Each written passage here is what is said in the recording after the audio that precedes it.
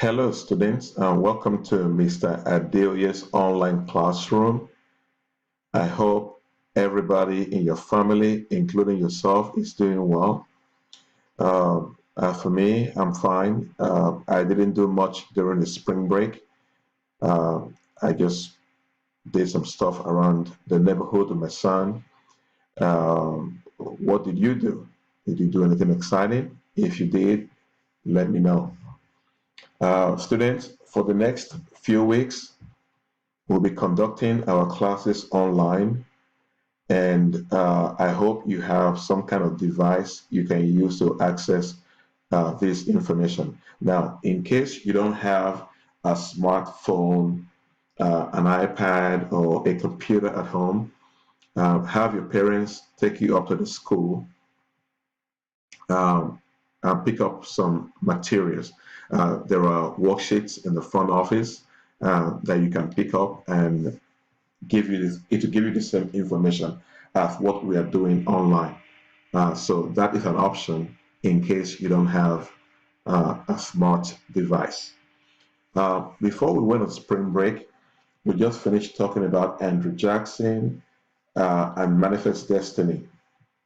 So we are continuing from where we left off. Um, so our new unit is called the Reform Movement. Uh, so let's get started.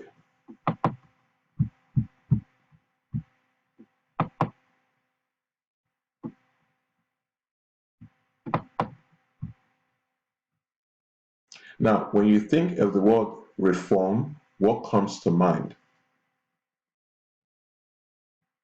Hopefully, you are thinking about the word change.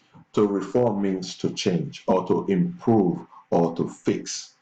Um, so keep that in mind. Now, what about the word movement? The word movement does not mean like you're moving your hand or moving your leg.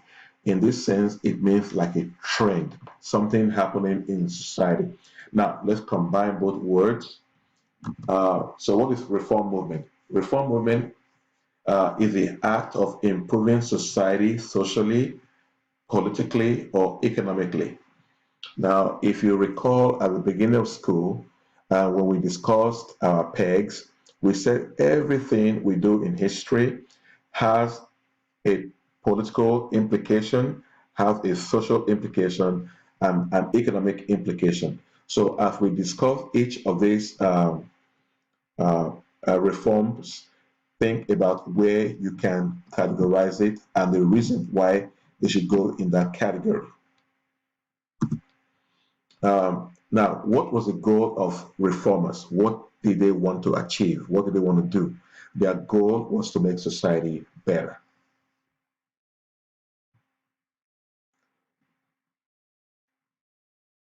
Now, a question that may come up is what led to this reform?